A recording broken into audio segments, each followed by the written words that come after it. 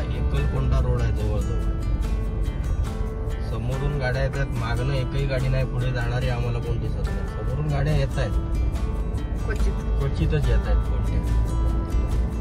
गावं लागत आहेत छोटी छोटी, पण घराच्या बाहेरही कोण दिसत नाही.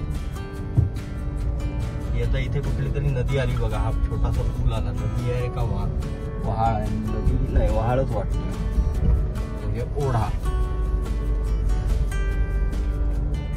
इथे हे बघा, आहे कसला फोटो, बापरे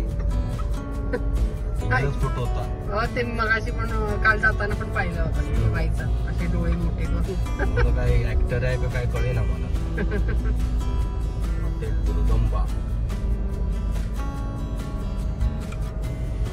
गाव कुठलं आलंय काही कळत नाही, कारण कन्नड भाषा आम्हाला येत नसल्यामुळे आम्हाला वाचण्याचा प्रॉब्लेम आहे. इंग्लिश काही लिहिलेलंच नाहीये.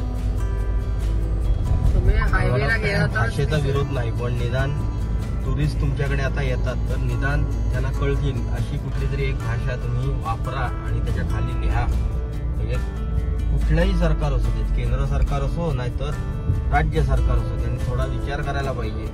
इथल्या प्रशासनाने विचार करायला पाहिजे, बाबा इथे टुरिस्ट लोक येत असतील, बाहेरच्या गाड्या येत असतील, त्यांना रस्ते कळले पाहिजेत, गावं कळली पाहिजेत. काय गावांचं नाव सांगणार आम्ही? हा प्रॉब्लेम आहे. हॉटेलचं नाव वगैरे हे असतं. आता इथे हे हॉस्पिटल आहे, पण त्या हॉस्पिटल कुठल्या गावाचं आहे ते कसं कळणार आम्हाला? हॉस्पिटलचं चिन्ह आहे म्हणून दिसतंय आम्हाला, पण गाव कुठलं आहे काय कळत नाही. गाव आणि हॉस्पिटलचं नाव सरकारी आहे का हे आहे तेच कळत नाहीये, प्रायव्हेट आहे.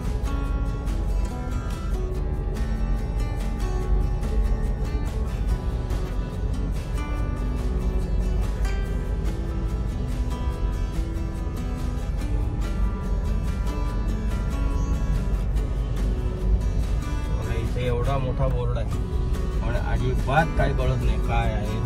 पण लावलेला आहे बोर्ड. कुठली गावं येत आहेत पुढे वाटेत काही समजत नाही. इतकं म्हणजे ज्वलंत असू नये, कारण तुम्ही सुद्धा कुठेतरी बाहेर पडणार. उद्या बाहेरच्या राज्यांनी जर ठरवलं की आम्ही ह्याच भाषेत आमच्या लिहिणार, कर्नाटकवाले सुद्धा कुठेतरी फिरायला जाणार आहेत ना, त्यांना सुद्धा या भाषेचा प्रॉब्लेम होणारच आहे. तामिळनाडू मध्ये तर अजिबात काही हिंदी सुद्धा बोलत नाही. हो, मगाशी आम्ही ज्या हॉटेलला थांबलेलं त्या माणसाला हिंदी येत नव्हतं. हायवेला हॉटेल टाकून बसलाय आणि त्याला हिंदी समजत नव्हतं. त्याच्याकडच्या वस्तू आम्ही विचारत होतो कशा आहेत, कुठल्या आहेत, काय आहेत, त्याला काहीच समजत नव्हतं. समजत असेल पण इंग्लिश मध्ये सुद्धा आम्ही त्याला विचारत होतो पण तो उत्तर देत नव्हता. आता काय त्याचं इंटेन्शन होतं आमच्याबद्दल माहिती नाही, पण हिंदी येत नाही असं नाही, बरोबर वाटलं नाही. पण ठीक आहे, आम्ही टुरिस्ट होतो, आम्ही काय तुमच्याकडे राहायला येत नाही किंवा तुमचं काय, आम्ही जे खाणार त्याचे पैसे देणार. आणि कर्नाटकात एक गोष्ट बघितली, बाहेर हॉटेल बिटेल चांगलं असेल त्याच्या बाहेर एक बोर्ड लावलेला असतो, नो गुगल पे, नो फोन पे, नो पेटीएम. मला हे कळत नाही सरकारचं धोरण आहे की UPI वाढवा, हे UPI कमी का करतायत?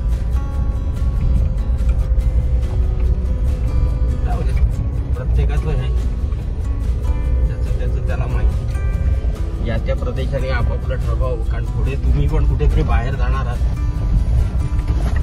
अरे बापरे, अरे बापरे, कसला हा रोड मध्येच खराब झाला एकदम.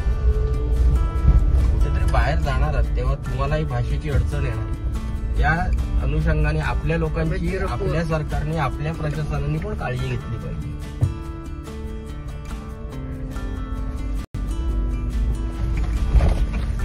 रस्ता खूप मध्ये खराब झालाय हा, एकंदरीत दिसतोय. जंगल भागच आहे, संपूर्ण जंगल भाग आहे. माझ्यामध्ये फॉरेस्ट रिझर्व असेल हा.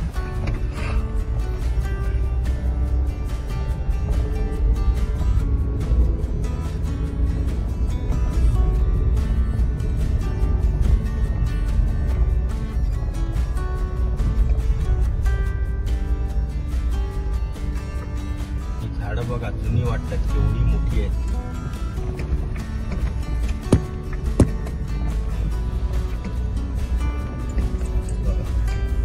रुंदेबंड्यांचे चांगले मोठे आहेत,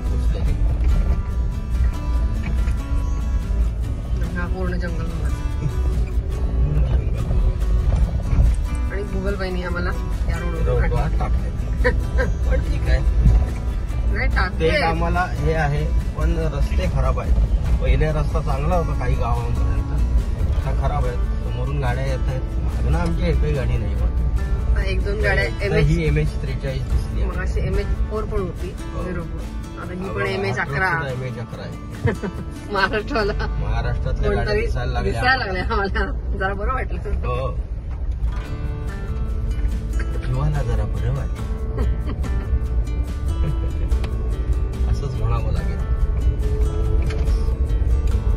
समोर एक गाडी चालली आपल्या बऱ्याच वेळाने दिसली.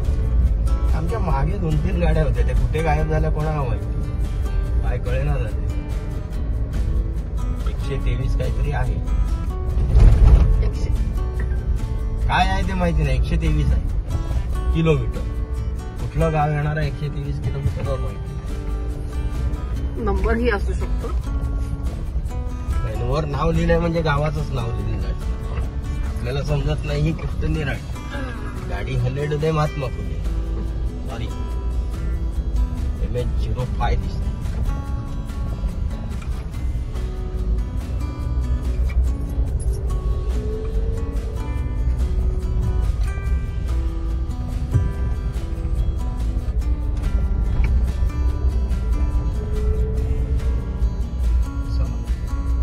भेटूया आता पुढे, कारण रस्ता खराब आहे.